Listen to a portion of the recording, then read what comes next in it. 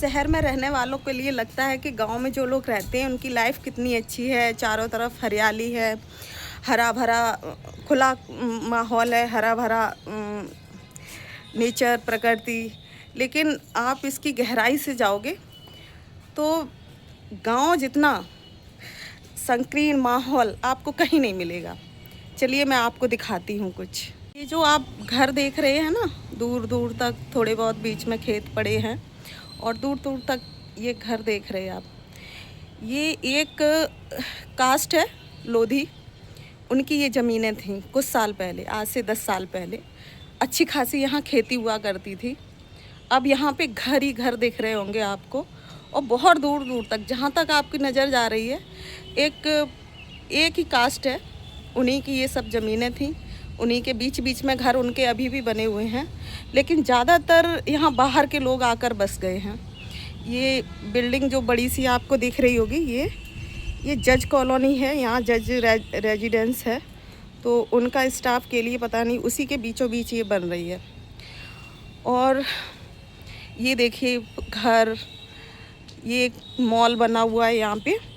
ये गांव है, अभी भी शायद ग्राम पंचायत में आता है, और लेकिन अब ये नगर पालिका में शायद 1-2 साल से आने लगा। बढ़िया खेती थी, उपजाऊ खेती थी। और ये देखिए बड़ी बड़ी बिल्डिंगें बनना शुरू हो गई हैं,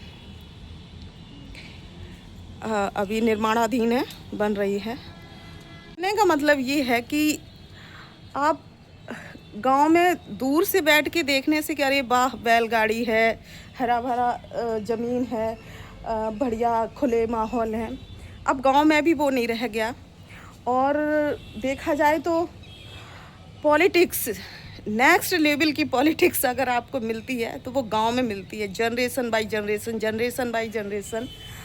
आप 4 दिन तो आराम से काट लोगे, 5वां दिन आपको यहाँ लेने के देने पड़ेंगे। पूछिए किस लिए? क्योंकि फिर लोग आपसे भी राजनीति करेंगे। राजनीति ऐसे कि आप बाहर से आए हो, पैसे वाले हो, शहर में रह के आए हो, तो आपका फ़ायदा उठाएंगे कुछ लोग, और कुछ लोग चाहेंगे सिर्फ आप मेरी तरफ रहिए, उनसे मत बोलिए। खासकर जो गांव ग्रामीण क्षेत्र की जो औरतें होती हैं ना, उनका रेगुलर ही शायद ही कोई दिन जाता होगा किसी गांव में झगड़ा नहीं होता होगा। और बहुत बड़ी बड़ी खानदान की रंजिशें होती हैं। कास्ट है ना, लोधी कास्ट, इनके सरनेम राजपूत, वर्मा और पटेल भी कहीं कहीं लिखते हैं। तो ये आप मोस्टली मैंने देखी, मैं भी इसी कास्ट से बिलोंग करती हूँ, तो इसे गहराई से जानती हूँ, गहराई से बताती हूँ। यहाँ के लोग ज़्यादातर मोस्टली जेंट्स, कोई 1-2 हैं जो ऊपर उठ पाए हैं, मोस्टली ज़्यादातर ड्रिंकिंग बहुत करते हैं। शराब, अगर 10 में से 9 पुरुष आराम से शराब पीते हैं। शराब पी के सारी ज़मीनें इन्होंने बेच रखी हैं। मैं आपको दिखाती हूँ, ये जो पड़े हुए हैं बीच बीच में प्लॉट, तो बस ये जरा से इनके रह गए हैं। और मोस्टली इनके घर के पुरुष हैं जो वो शराब वगैरह पी के इन्होंने सारे प्रॉपर्टी इन्होंने बेच दी। ये सब इन्हीं की ज़मीनों पे बने हुए हैं। यहाँ के लोकल लोग भी रह रहे हैं, जैसे बीच बीच में 1-2 घर बने हुए हैं। ये देखिए ऐसे, ये इसी गांव के लोग हैं, ये बीच बीच में बने हुए हैं। अब प्रॉब्लम क्या है कि झगड़े बहुत होते हैं इस बात से कि आप हमारी ज़मीन पे रह रहे हैं, अच्छा खासा मोटा पैसा ले लेते हैं ये लोग। और फिर जो बाहर से कमाने खाने वाले लोग आए हैं, ज़्यादातर 90% गांव से ही लोग आए अपने बच्चे पढ़ाने। थोड़ा पढ़ाई लिखाई शहर का थोड़ा सही है माहौल, तो उस वजह से गांव देहात, ठेठ देहातों जहाँ स्कूलों की बहुत अच्छी पढ़ाई की बहुत कमी है, तो वो लोग आए हैं। तो लोगों ने अपना गांव में थोड़ा बहुत हटा दिया या पैसे बचाए, जो भी कुछ करके यहाँ घर बनवा लिए। तो जो यहाँ के लोकल्स लोग हैं वो उनका जीना हराम करे रहते हैं कि भाई आप मेरी ज़मीन पे रह रहे हैं। अब उनसे ये पूछा जाए, जो एक छोटे छोटे प्लॉट 20-20, 25-25 लाख में बिकते हैं। साल भर में आपने ड्रिंक कर के ख़त्म कर दिए वो 25 लाख। अब इन्हें लगता है कि अरे भाई ये बाहर का आदमी आया हुआ है, ये मेरी ज़मीन पे रह रहा है, ये मेरी है। तो फिर वो साजिशें शुरू होती हैं, नेक्स्ट लेवल की साजिशें शुरू करते हैं। गली बंद करेंगे, आपको निकलने नहीं देंगे, नालियाँ पानी निकास नहीं करने देंगे। बहुत छोटी छोटी चीज़ें। एक इंसान गांव की राजनीति छोड़कर थोड़ा शहर सिटी में रहने के लिए इसलिए आता है कि सुकून से अपने बच्चे पढ़ाए, लेकिन नहीं पढ़ा पाता है। बहुत पॉलिटिक्स होती है। अब होता क्या है, इनके तो जो पैसे इन्होंने अपनी ज़मीनें हटाई वो खर्च कर दिए, ये शौक वो शौक, ये फलाना। 2-4 मतलब ऐसा है कि 2-4 कमरे सही से बनवा लिए, टाइल पत्थर लगवा के, वो ख़त्म हो गए पैसे। अब क्या है समस्या कि औरतें पशुपालन कर रही हैं और आदमी अपने वही ड्रिंकिंग मानता ही नहीं है। और नशा, आप ये कहोगे मैं ये रह रही हूँ जहाँ पे, उस रोड पर 5 से 6 ठेके खुले हुए हैं।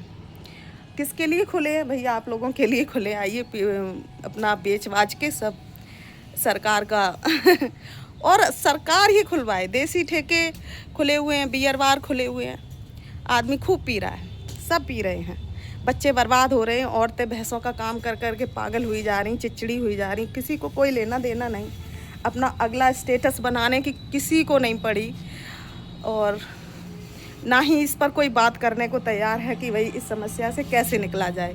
लेकिन दूसरे के लिए समस्या कितनी बड़ी खड़ी की जाए, इस पे सब घंटों चर्चा करते हैं। तो बस यही राजनीति है। आप कहीं भी चले जाओ, शहर मोहल्ले, एक पीढ़ी से ज़्यादा दूसरी पीढ़ी तक रहोगे तो यही समस्या वहाँ भी दिखने लगती है। आदमी भाग रहा है यहाँ से इस शहर से उस शहर, पर सुकून नहीं मिल रहा है।